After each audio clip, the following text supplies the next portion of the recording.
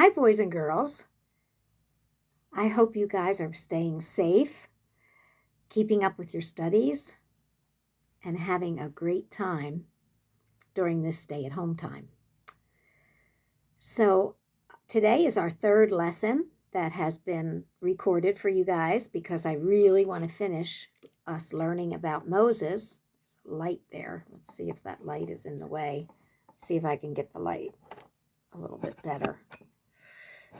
Maybe that's better. Yes. So this is our third lesson by video.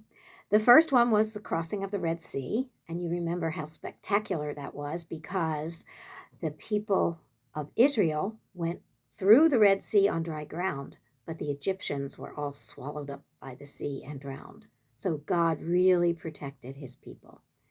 And then the second lesson that I taught was the one about the water becoming sweet when Moses followed God's instructions and threw a certain kind of wood into the water and they were able to drink it.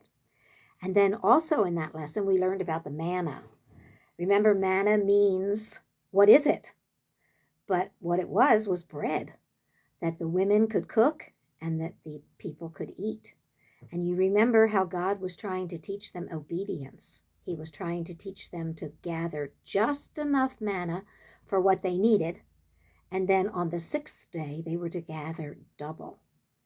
And if they did follow his instructions, everything was fine. But if they got a little greedy and gathered too much, the maggots came into it. Do you remember that? So the other thing that God was trying to teach the people through the manna and the quail came at night and the manna came in the day, was that they could work 6 days a week, preparing bread, preparing the quail.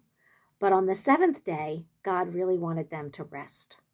And so those were the two lessons that we've already done. Well, today's lesson is in Exodus chapter 17.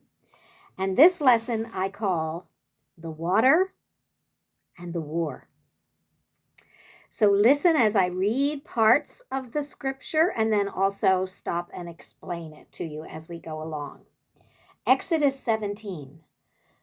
The whole community set out from the desert of Sin. That's where they were last. And they traveled to a place that the Lord commanded them. This place was called Rephidim. And in Rephidim, there was no water. So this is the second time they've had a problem with thirst. So guess what the people of Israel did? I'm sure you know what they did. They quarreled. They complained and griped to Moses, and they said to him, "Give us some water." Moses replied, "Why are you quarreling with me? Why do you continually test God?"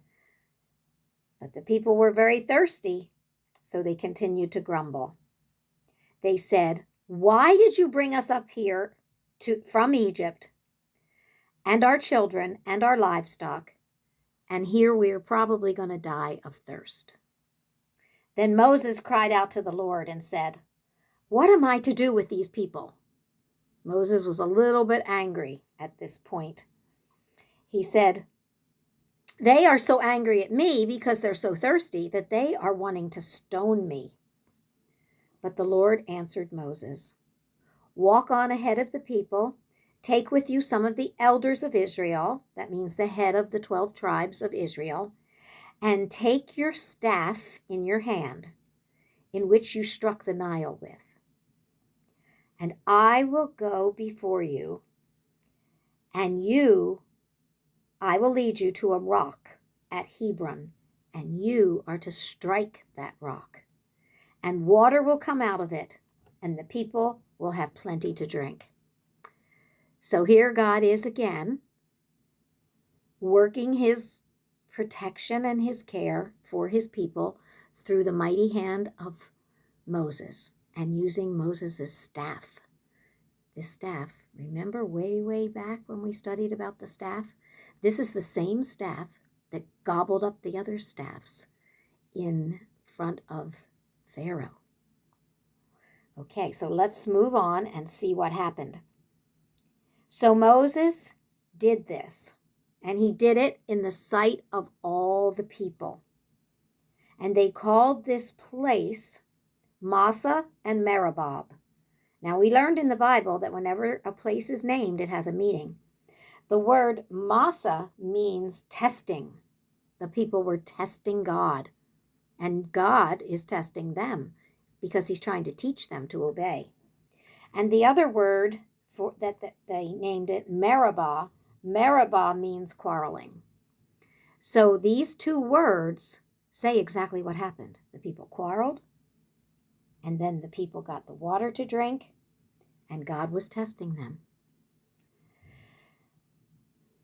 So the Israelites quarreled, and because they were tested here, the Lord said that this was what they should name this place.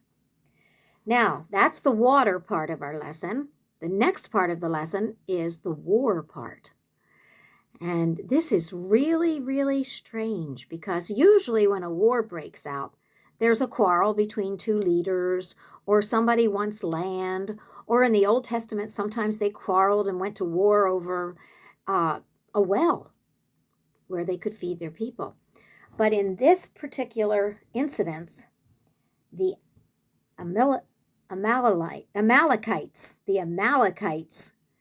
were their enemy, and they just came right on them and attacked them. There was no talking, there was no planning. It was almost, one of the commentators I read said it was almost like guerrilla warfare.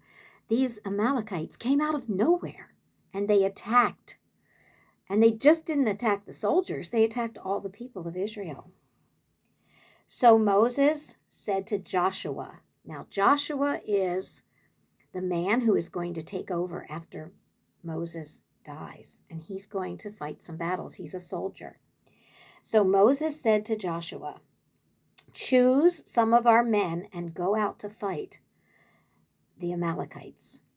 Tomorrow, I, Moses, will stand on the top of the hill with my staff and with my hands up, where I can see all that is happening below in the valley. So Moses is setting up a war, a scrimmage with these Amalekites, and Joshua is going to lead the war. He says, it will be tomorrow, and I will be able to see you.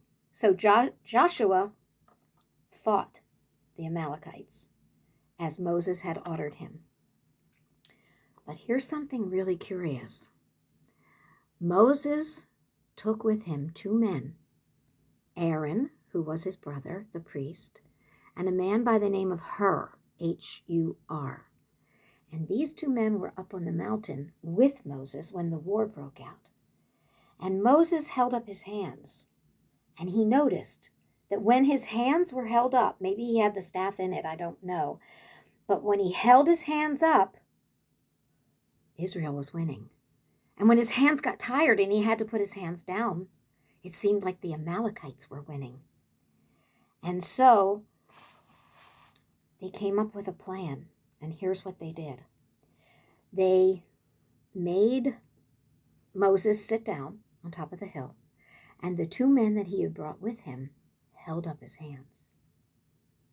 And in this way, Israel was able to beat the Amalekites. And this was a battle that was fought by swords, so it was probably a pretty bloody, messy battle. And then the Lord said to Moses, after the battle was over, he said, write about this experience in a scroll so that Joshua will hear what had happened while he was down there fighting, and he will know for sure that this battle belonged to the Lord.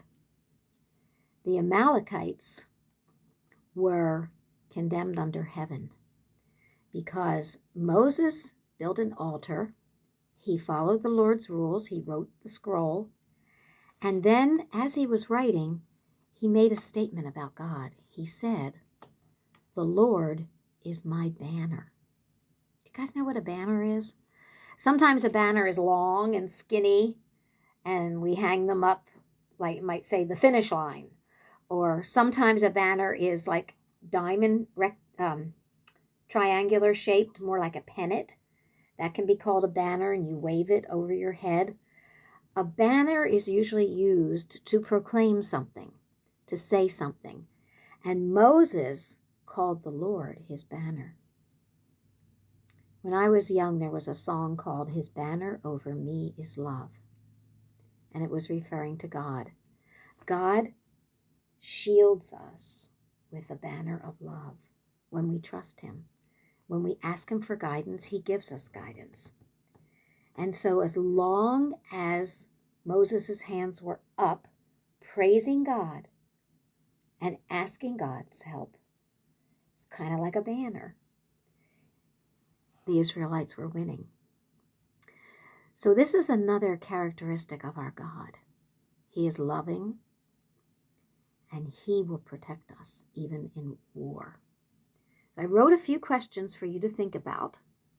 The first question has to do with the first part of the story, with the water part of the story. So just think about this. Let's see if I can find them. Okay. How did God tell Moses to get water this time for the people? Remember, the first time he had to put a tree in the water to sweeten it up, but this time it was different. Who led the army against the Amalekites? What was the man's name? He was a captain of an army. Number 3, who won the battle? That's an easy one. Number 4, what did God tell Moses to do after the battle to help remember the battle? And the last question is, why do you think Moses called God a banner? A banner. So this is the end of our story today. I'm going to teach you 2 more stories on video. Maybe 3, but I think probably just 2. So until next time, I hope you enjoyed the story, and I hope you learned something. And keep in mind that Moses is a type of Christ. He is delivering people. He is saving people, just like Jesus saves us. We just celebrated Easter. Jesus is alive. He rose from the dead. He wants to live in our hearts, and he wants to take care of us. Doesn't mean life will always be easy when we ask Jesus to come into our hearts. Moses' life was not easy, but Moses knew that God was with him every step of the way. Bye, guys. See you next time.